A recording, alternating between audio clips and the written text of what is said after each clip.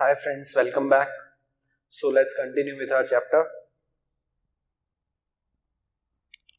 Where the goods are transported by railways, there is no requirement to carry e-way bill along with the goods. तो जब आप goods railway के through transport करते हो तो railways के लिए ई-वे बिल साथ में रखना मैंडेटरी नहीं है, but railways has to carry invoice, delivery challan और bill of supply as the case में भी. They may carry the goods with invoice, delivery challan और बिल ऑफ सप्लाई. लेकिन जब आप रेलवेज से गुड्स की डिलीवरी लेने जाओगे, यू बीइंग अ रेसिपिएंट, जब आप रेलवेज से गुड्स की डिलीवरी लेने जाओगे उस केस में वो आपको गुड्स नहीं देंगे अगर आप उनको ई-वे बिल शो नहीं करोगे. ठीक है, रीड करते हैं.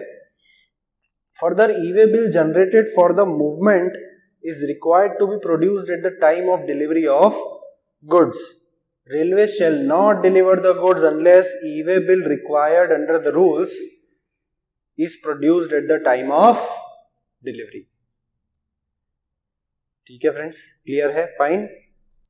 The registered person or the transporter may at his option generate and carry the e-way bill even if the value of consignment is less than 50,000.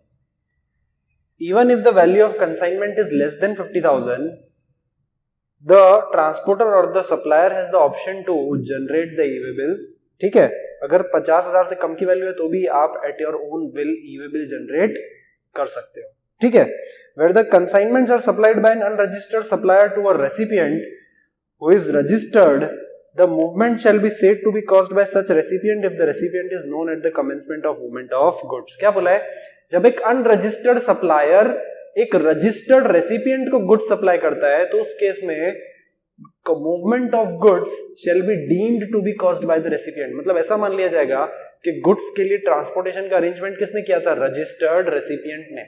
अब ये मान लेने से क्या होगा? जो ई-वे बिल करने की, जनरेट करने की रिस्पॉन्सिबिलिटी है वो किसकी हो जाएगी? रजिस्टर्ड रेसिपिएंट की हो जाएगी.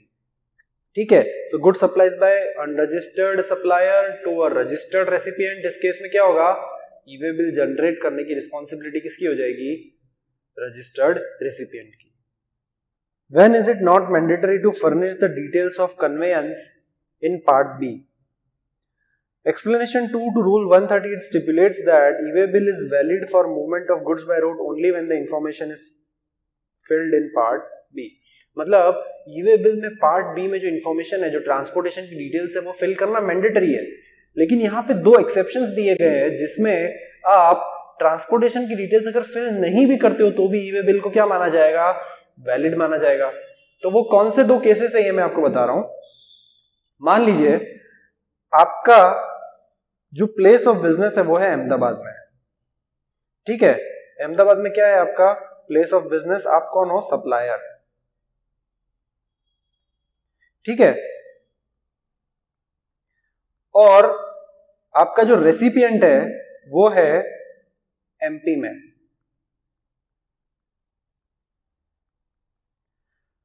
अब ई-वे बिल आपने जनरेट किया लेकिन आपको ट्रांसपोर्टेशन के लिए किसको अपॉइंट करना है? गुड्स ट्रांसपोर्ट एजेंसी को. ठीक है. ट्रांसपोर्टेशन क्या कर दिया आपने? आउटसोर्स. तो गुड्स ट्रांसपोर्ट एजेंसी का नाम है XYZ लिमिटेड. ये गुड्स ट्रांसपोर्ट एजेंसी है. अब अहमदाबाद से जब आपके प्रीमाइसेस से आपने गुड्स निकाले तो उसको आप कहां ले गए? ट्रांसपोर्टर के प्रीमाइसेस तक. ठीक है. तो लॉ ये कहता है जब आप अपने प्रीमाइसेस से गुड्स ट्रांसपोर्टर के प्रीमाइसेस तक लेके जाओ और distance is less than 50 kilometres plus जो ट्रांसपोर्टर है उसका प्रीमाइस कहां पे है? विद इन द स्टेट, तो पार्ट बी फिल करना मैंडेटरी नहीं है. आप केवल पार्ट ए फिल करके अपने प्रीमाइसेस से ट्रांसपोर्टर के प्रीमाइसेस तक गुड्स लेके जा सकते हो. फ्रेंड्स, लॉजिकल है ना? वैसे भी पार्ट बी किसको फिल करना होता है? ट्रांसपोर्टर को फिल करना होता है. आपका काम क्या होगा? बीइंग अ सप्लायर आप क्या फिल करोगे? Part A. क्योंकि पार्ट बी में जो ट्रांसपोर्टर की डिटेल्स है वो कौन से ट्रक में ट्रांसफर करेगा, ट्रक नंबर क्या होगा वगैरह वगैरह, है ना? कंसाइनमेंट नंबर क्या होगा, ये सब जो फिल करना रहता है ये कौन करेगा? ट्रांसपोर्टर खुद करेगा. तो इस केस में केवल पार्ट ए फिल्ड होगा तो भी चलेगा. सेकेंड केस कौन सा है, जब ये गुड्स कहां पहुंच जाएंगे, XYZ लिमिटेड के, ये उसका अहमदाबाद ब्रांच है, ठीक है, और ये उसका कौन सा है, MP ब्रांच। XYZ लिमिटेड के MP ब्रांच पे जब गुड्स पहुंच जाएंगे तब रेसिपिएंट क्या होगा, इस गुड्स को लेने आएगा XYZ के प्रीमाइसिस से। तो जब रेसिपिएंट इन गुड्स को लेके जा रहा है XYZ के प्रीमाइसिस से, और मान लीजिए ई-वे बिल जनरेट करने की रिस्पॉन्सिबिलिटी रेसिपिएंट की है, तो इस केस में अगर पार्ट बी फिल किया हुआ नहीं होगा तो चलेगा, केवल पार्ट ए अगर फिल किया होगा और अगर डिस्टेंस 50 किलोमीटर से कम होगा और रेसिपिएंट और ट्रांसपोर्टर दोनों with in the same state हैं, तो इस केस में पार्ट बी फिल नहीं करेंगे तो भी चलेगा, केवल पार्ट ए फिल किया होगा तो भी ई-वे बिल को वैलिड माना जाएगा। ठीक है फ्रेंड्स, समझ आ रहा है, रीड कर लेते हैं।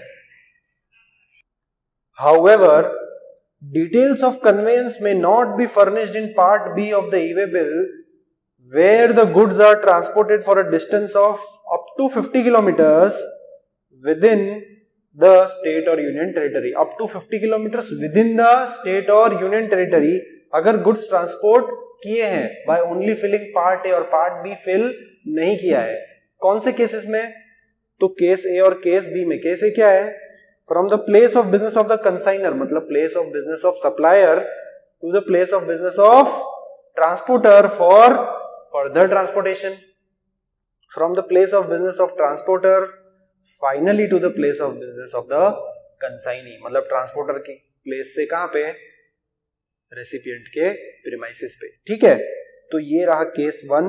इस केस में अगर डिस्टेंस 50 किलोमीटर तक का है, ठीक है, less than equal to 50 kilometres और with in the same state है, और गुड्स कहां जा रहे हैं, सप्लायर से ट्रांसपोर्टर के प्रीमाइसिस पे या ट्रांसपोर्टर के प्रीमाइसिस से रेसिपिएंट के प्रीमाइसिस पे, तो इस केस में केवल पार्ट ए फिल किया होगा तो चलेगा, पार्ट बी फिल करना मैंडेटरी नहीं है। Unique e-way bill number. Upon generation of e-way bill on the common portal, a unique e-way bill number shall be made available to the supplier, the recipient and the transporter on the common portal. एक बार अगर आप e-way bill generate करते हो तो क्या generate होगा, e-way bill number generate होगा। ठीक है, और वो किसको मिलेगा e-way bill नंबर, जिसने e-way bill का प्रोसेस किया होगा, मतलब मे इट बी रेसिपिएंट और सप्लायर और ट्रांसपोर्टर। ठीक है, फिर बाद में क्या करेंगे, जिसने भी ई-वे बिल जनरेट किया होगा वो दूसरों को कम्युनिकेट कर देगा, सप्लायर ने किया होगा तो रेसिपिएंट को, ट्रांसपोर्टर को दे देगा, रेसिपिएंट ने किया होगा तो सप्लायर और ट्रांसपोर्टर को ई-वे बिल नंबर कम्युनिकेट कर देगा। Fine. Transfer of goods from one conveyance to another, ये थोड़ा क्रूशियल है। Where the goods are transferred from one conveyance to another, the consignor और द रेसिपिएंट में who has provided information in part A or the transporter shall, before such transfer and further movement of goods, update the details of conveyance in part B of the e-way bill on the common portal. क्या लिखा है friends, जब आप goods transport कर रहे हो, ठीक है, तो यहां पे ये गुड्स ट्रक में है, ए के प्रीमाइसिस से बी के प्रीमाइसिस तक किसमें गया फ्रेंड्स, ट्रक में। लेकिन बी के प्रीमाइसिस से इसको अगर सी के प्रीमाइसिस पे लेके जाना है तो रेलवे से ले जाना चीप पड़ रहा है। ठीक है, रीड करते हैं, क्या लिखा है, where the goods are transferred from one conveyance to another, एक कन्वेयंस से दूसरे कन्वेयंस में, मतलब एक ट्रक से दूसरे ट्रक में, या फिर एक ट्रक से किस में, रेलवेज में, या फिर ट्रक से किस में, शिप में। फाइन, तो उस केस में जो ई-वे बिल का पार्ट 2 है उसमें डिटेल्स अपडेट करना मैंडेटरी है। मान लीजिए ए ने, जो कि सप्लायर है, उसने पार्ट ए फिल किया, ये क्या फिल करेगा, पार्ट ए। इसने गुड्स दे दिए ट्रांसपोर्टर को, उसने फिल किया पार्ट बी। अब मान लीजिए उसको गुड्स ले जाने थे अहमदाबाद से सूरत, लेकिन वडोदरा में उसका ट्रक क्या हो गया, एक्सीडेंट हो गया मान लेते हैं, तो अब उसको ट्रक चेंज करना पड़ेगा। तो ये क्या करेगा, पार्ट बी को अपडेट करेगा, मतलब पार्ट बी को ट्रक नंबर उसमें चेंज कर देगा। ठीक है फ्रेंड्स, क्लियर आ रहा है, क्लियर हो रहा है, समझ आ रहा है। ट्रांसपोर्टेशन मोड या फिर कन्वेयंस क्या कर रहे हो आप, चेंज कर रहे हो, तो उस केस में जो पार्ट बी है उसको अपडेट करना मैंडेटरी है कि पहले ट्रक में जा रहे थे अब रेलवेज में जा रहे हैं, तो जैसे ही रेलवेज में जाएंगे तो before movement of goods in the railway part B क्या हो जाना चाहिए, अपडेट हो जाना चाहिए। ठीक है फ्रेंड्स, समझ आ रहा है, फाइन। एक बार फिर से रीड करते हैं। When the goods are transferred from one conveyance to another, the consignor or the recipient who has provided information in part A or the transporter shall, before such and further movement of goods, update the details of conveyance in part B of the e-way bill on the common portal. The consignor or the recipient who has furnished the information in part A on the transporter may assign the e-way bill number to another registered enrolled transporter for updating the information in part B for further movement of consignment. ठीक है, अहमदाबाद से good supply किए सूरत तक, सूरत से मान लीजिए कोई दूसरी ट्रांसपोर्ट कंपनी आगे लेके जाने वाली है, तो आप क्या करोगे, बीइंग अ सप्लायर, अभी तक आपने पार्ट बी किससे सबमिट करवाया, अपने ट्रांसपोर्टर से जो अहमदाबाद से सूरत ले गया। फिर पार्ट बी को चेंज करने की अथॉरिटी आप किसको दे दोगे, जो सूरत से जो सप्लायर गुड्स को आगे लेके जा रहा है, मान लीजिए मुंबई तक लेके जाना है, तो सूरत से जो सप्लायर आगे मुंबई तक, सूरत से जो ट्रांसपोर्टर आगे मुंबई तक लेके जा रहा है, उसको आप पार्ट बी चेंज करने की अथॉरिटी दे दोगे। ठीक है, example, a consignor is required to move goods from city X to Y. He appoints transporter A for movement of goods. कहां से कहां गुड्स लेके जाने हैं, X सिटी से Y सिटी तक, X सिटी से Z सिटी तक, और उसने किसको अपॉइंट किया, ट्रांसपोर्टर A को। Transporter A moves the goods from city X to Y. Transporter A ने क्या किया, X से Y तक लेके गया, लेकिन Y से Z कौन लेके जाएगा, कोई और ट्रांसपोर्टर। ठीक है, for completing the movement of goods that is from city Y to Z, transporter A now hands over the goods to transporter B. Transporter A ने क्या किया, गुड्स ट्रांसपोर्टर बी को दे दिया। Thereafter the goods are move to the destination that is from city Y to city Z by transporter B. Y से Z पे कौन लेके जा रहा है, ट्रांसपोर्टर बी। तो सीधी बात है ना कि जैसे ही गुड्स सिटी एक्स से सिटी वाई पे पहुंचेंगे तो ट्रांसपोर्टेशन चेंज हो जाएगा। ठीक है, कन्वेयंस चेंज हो जाएगा, तो पार्ट बी को अपडेट करना पड़ेगा। पार्ट बी में क्या होता है, ट्रांसपोर्ट की डिटेल्स होती है। फाइन, तो in such a scenario only one e-way bill would be required. ऐसा नहीं कि एक्स से वाई सिटी में एक ई-वे बिल और वाई से जेड में दूसरा ई-वे बिल चाहिए, ई-वे बिल तो एक ही रहेगा। Part A can be filled by the consignor and then the e-way bill will be assigned by consignor to the transport A. Part A कौन फिल करेगा, कंसाइनर मतलब सप्लायर। पार्ट बी वो किसको fill करने के लिए देगा, ट्रांसपोर्टर ए को। Transporter A will fill the vehicle details in part B and will move the goods from city X to Y. City X to Y transporter A ने move कर दिया। अब sorry, on reaching city Y, transporter A will assign the said e-way bill to the transporter B. Transporter A क्या करेगा, he will assign the e-way bill to transporter B. Thereafter, transporter B will be able to update the details of part B. अब part B की details कौन update करेगा, transporter B. क्यों, conveyance change हो गया, conveyance number change हो गया है ना। Transporter B will fill the details of his vehicle and move the goods from city Y to Z. ठीक है फ्रेंड्स, क्लियर हो रहा है, समझ आ रहा है, fine. After e way bill has been generated where multiple consignments are intended to be transported. क्या बोला है, after e-way bill has been generated and multiple consignments are intended to be transported in one conveyance. एक ही truck में बहुत सारे consignments है, मतलब एक 60,000, एक 70,000, एक 80,000, एक 50,000, ऐसे बहुत सारे कंसाइनमेंट्स है एक ही ट्रक में, और ट्रांसपोर्टर को क्या मिले हैं, मल्टीपल ई-वे बिल्स मिले हैं उसको।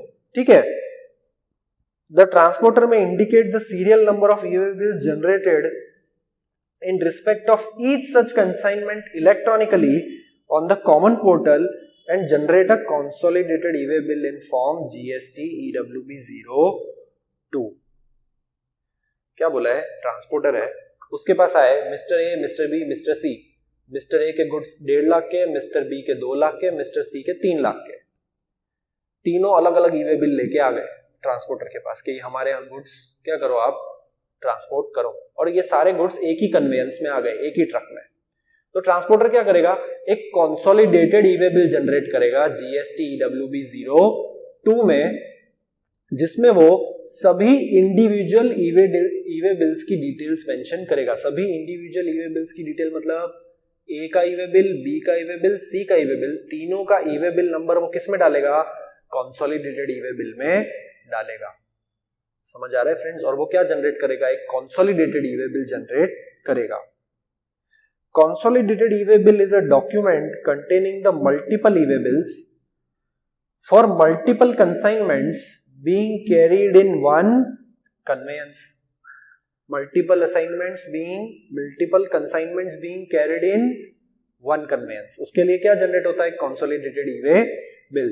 That is, transporter carrying multiple consignments of various consigners and consignees in a single vehicle can generate and carry a single document that is consolidated e-way bill instead of carrying separate document for each consignment in the conveyance. वो क्या कर सकता है? सभी के लिए अलग अलग जो ई-वे बिल जनरेट किए हुए आए थे उनकी जगह वो क्या कर सकता है? consolidated ई-वे बिल जनरेट करके कैरी कर सकता है। Fine. Consolidated e-way bill is like a trip sheet and it contains the details of different e-way bills in respect of various consignments being transported in one vehicle, and these e-way bills will have a different validity periods. क्या बोला है? Consolidated e-way bill is just a summarized document. जो e-way bill का validity period है वो तो किसके basis पे डिसाइड होगा? केवल इंडिविजुअल ई-वे बिल्स के बेसिस पे। अब फ्रेंड्स, ये ई-वे बिल का वैलिडिटी पीरियड क्या होता है ये हम लोग आगे सीखेंगे, लेकिन क्या बोला है यहाँ पे अल्टीमेटली कि जो मेन ई-वे बिल है ना, that is the crucial document. जो कंसोलिडेटेड ई-वे बिल है that is just a summary document of all the e-way bills. Fine. Hence consolidated e-way bill does not have any independent validity period. उसका कोई independent validity period नहीं होता है। किसका? consolidated e-way bill का। Further, individual consignment specified in the consolidated e-way bill should reach the destination as per the validity period of individual e-way bills. जो individual e-way bills का validity period है उसी को correct माना जाएगा। consolidated e-way bill के consolidated e-way bills के basis पे period decide नहीं होगा। Where an e-way bill has been generated but the goods are either not transported or not transported as per the details furnished in the e-way bill, then the e-way bill may be cancelled electronically on the common portal within 24 hours of generation of e-way bill. क्या बोला है कि जब e-way bill आपने generate किया लेकिन goods transport ही नहीं हुए, या फिर जितनी क्वांटिटी बिल में लिखी है e-way बिल में उतनी क्वांटिटी में नहीं हुए, तो आपके पास क्या ऑप्शन है कि आप ई-वे बिल को अमेंड कर सकते हो कि कम क्वांटिटी कर देनी है या रेट चेंज कर देना है, ऐसा कुछ कर सकते हो आप कुछ नहीं कर सकते। आपके पास एक ही ऑप्शन है कि विद इन 24 आवर्स आप क्या कर दो, आप ई-वे बिल को कैंसिल कर दो और नया ई-वे बिल बनाओ। अगर क्वांटिटी में चेंज करना है, रेट में चेंज करना है तो नया ई-वे बिल बनाओ। अगर आपके गुड्स ट्रांसपोर्ट ही नहीं हुए तो ई-वे बिल को क्या कर दो? कैंसिल कर दो विद इन 24 आवर्स। समझ आ रहा है फ्रेंड्स? तो सिंपल, कोई करेक्शन है तो करेक्शन नहीं कर सकते। दोनों ही केसेस में क्या करना है, अगर करेक्शन है या फिर ई-वे बिल या फिर गुड्स ट्रांसपोर्ट ही नहीं हुए तो इस केस में क्या करोगे आप? दोनों केसेस में ई-वे बिल को पहले कैंसिल करोगे और फिर अगर आपको जरूरत है कि गुड्स ट्रांसपोर्ट करने हैं तो नया ई-वे बिल बनाओगे। However, an e-way bill cannot be cancelled if it has been verified in transit in accordance with the provision of Rule 138B. अगर ई-वे बिल का वेरिफिकेशन हो जाता है, मतलब डिपार्टमेंट ने या फिर कुछ ऑफिशियल्स ने आपका ई-वे बिल को वेरीफाई कर लिया ऑन द वे, ठीक है, ट्रक्स वगैरह की चेकिंग तो होती रहती है, तो आपका गुड्स का भी वेरिफिकेशन हो गया।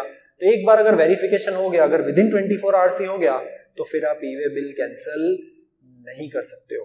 ठीक है, Further, unique EVA bill number generated is valid for 15 days for the updation of part B. जो EVA bill number generate हुआ है that is valid for a period of 15 days for updation of part B. मतलब part B आप maximum कितने दिन तक update कर सकते हो? केवल 15 दिन तक. फाइन, एक बार EVA bill number generate हो गया, उसके बाद part B you can update for a maximum number of 15 days.